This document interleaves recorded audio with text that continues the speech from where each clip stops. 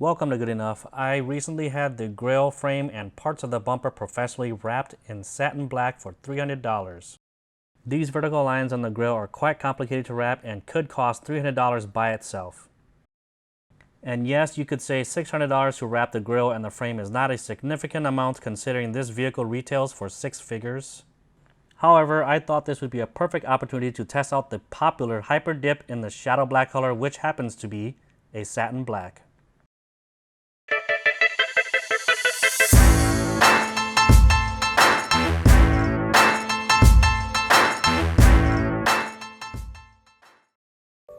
Today I will be spraying the vertical chrome lines on the grill of my 2020 Audi SQ7 to find out if shadow black is a perfect match for the satin black wrap. I started out by taping around each of the vertical lines. It doesn't look like it, but this process took me over 20 minutes to complete.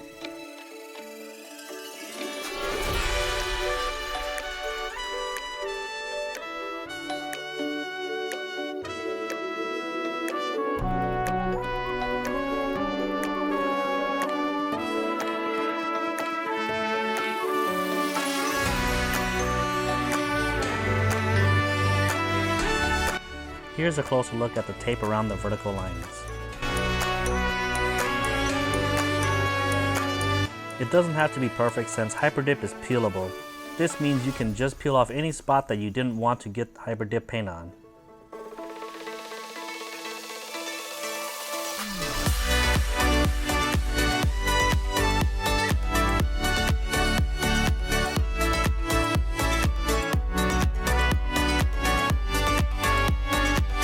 I decided it was easier to lay the plastic sheet over the grill and then just cut out an opening for each of the vertical lines. It sounded like a smart plan, but it took a good amount of time to execute. After all the openings were cut, I taped the plastic to prevent the plastic sheet from lifting and wiggling around when I start spraying.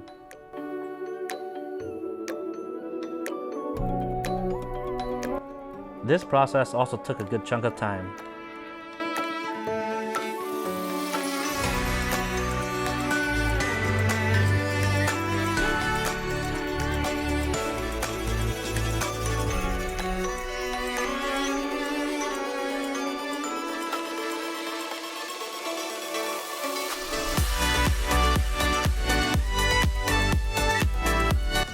Here's a closer look at the final prep work before the spraying commences.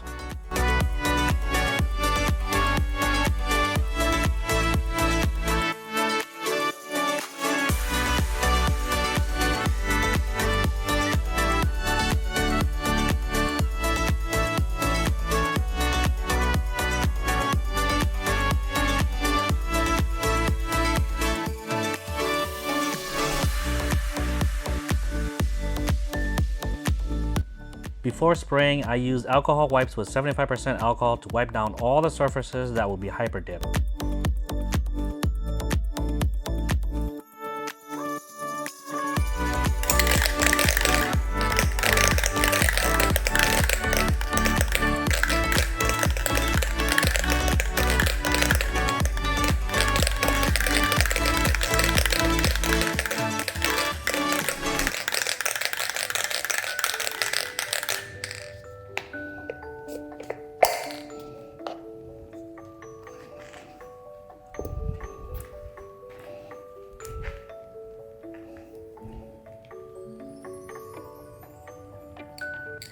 The tip of these Hyper cans are a little bit tougher to push down.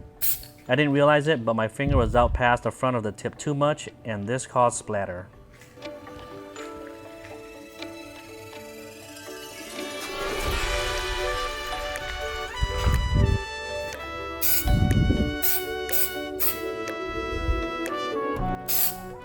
According to the instructions, the first 2 coats are supposed to be very light. I actually sprayed the first 3 coats like this.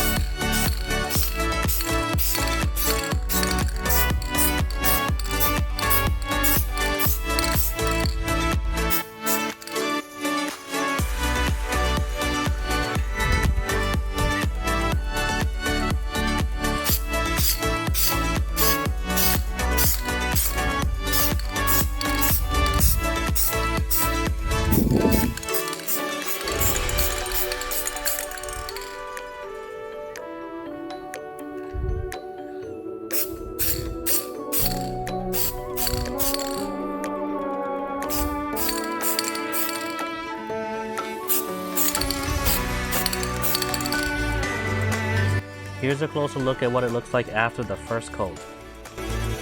There isn't a whole lot of product on the vertical lines, but the chrome is starting to look a little dull. This is the third coat. It's a little heavier than the first two coats, but it's not exactly a wet coat.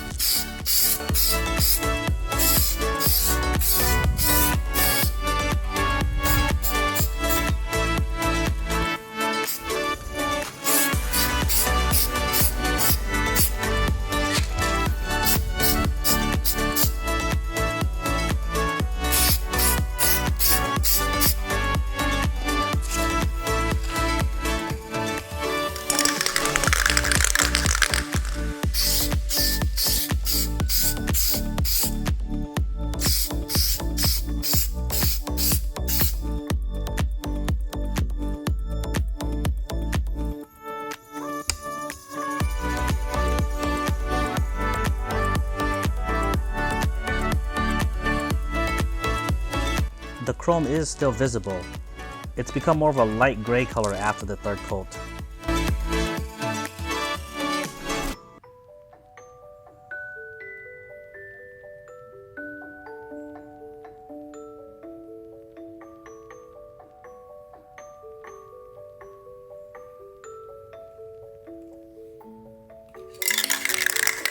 I forgot to hit the SQ7 logo.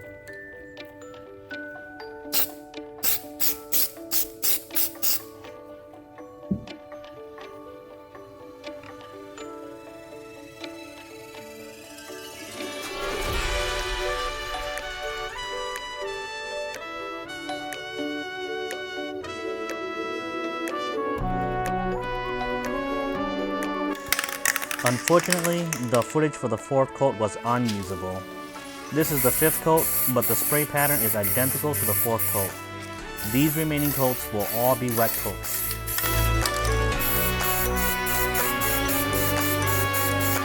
I had to be very careful to avoid getting runs. I had to fetch extra lighting so I can clearly see when there was enough product that would create the wet coat look.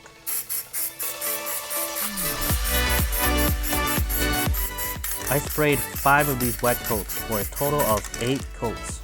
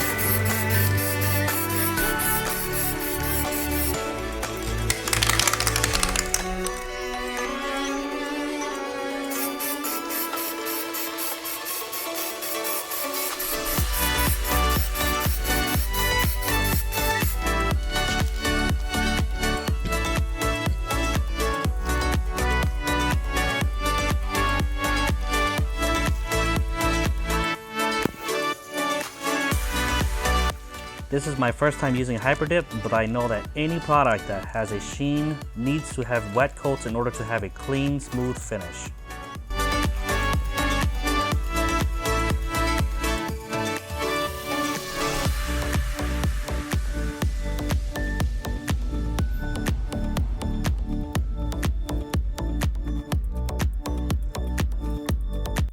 Well, the fun part is over, and now it's time to remove the plastic sheet. It removes very easily. Some of the tape was already losing its tackiness during the last few coats.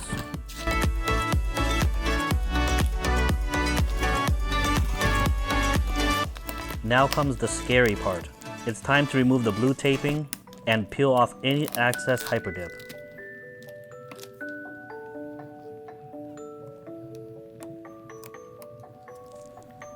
There's a lot of YouTube videos showcasing the removal of Plasti Dip or Hyper-Dip as a super easy process. I sprayed on 8 coats and I still felt if I wasn't careful, I could end up peeling Hyper-Dip from an unwanted spot. Keep in mind that the peeling process in this footage is sped up at 200%.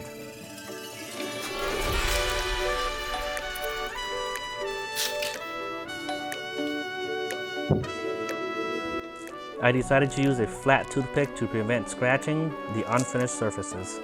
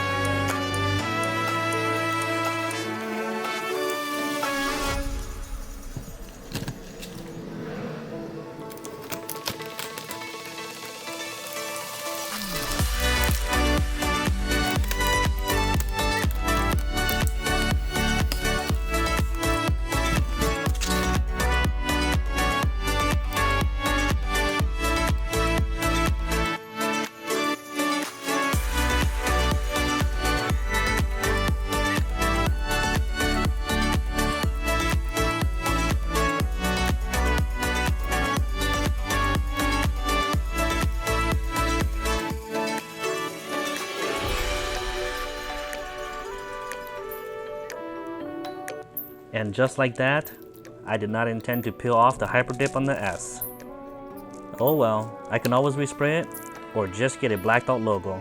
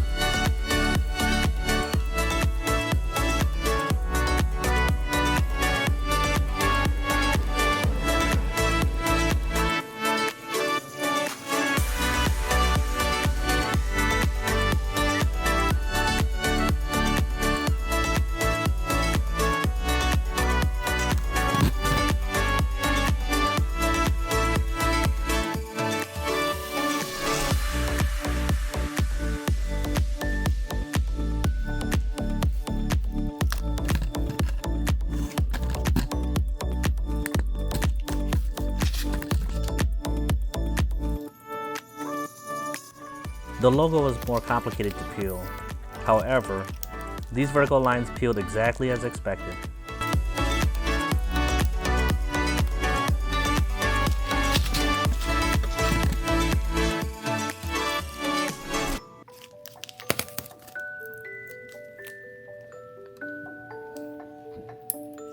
You can see in these close-ups that the finish of Shadow Black Hyper-Dip is very smooth and it does have a sheen.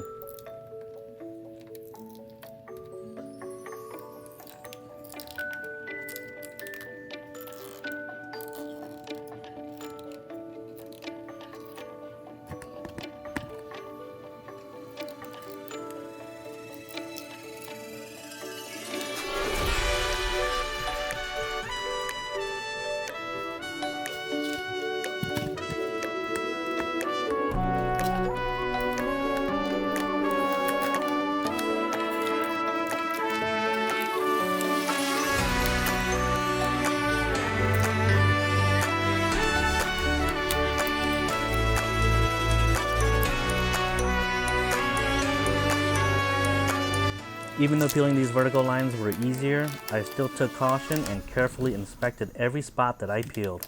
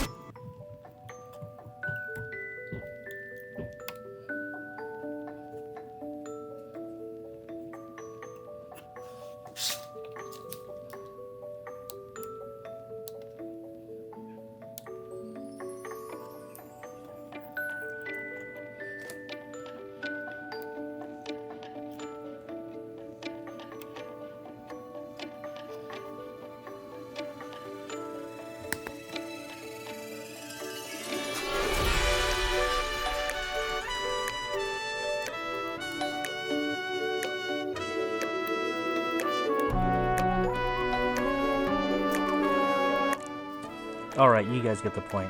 The remaining footage of the peeling process went by smoothly.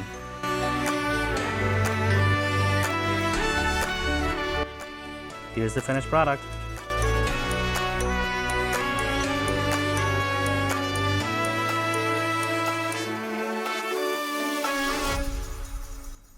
It's hard to make out in the video, but I think the Hyper-Dip matches the wrap perfectly. I mean, the Hyper-Dip solution wasn't a walk in the park, and I have never wrapped any part on a vehicle before, but I have a feeling these vertical lines would have been way more difficult for me to wrap. I ended up using about 1.5 cans of Hyper-Dip. That comes out to a total of about $23. Now all that's left is to see how durable the new Hyper-Dip is versus wrapping.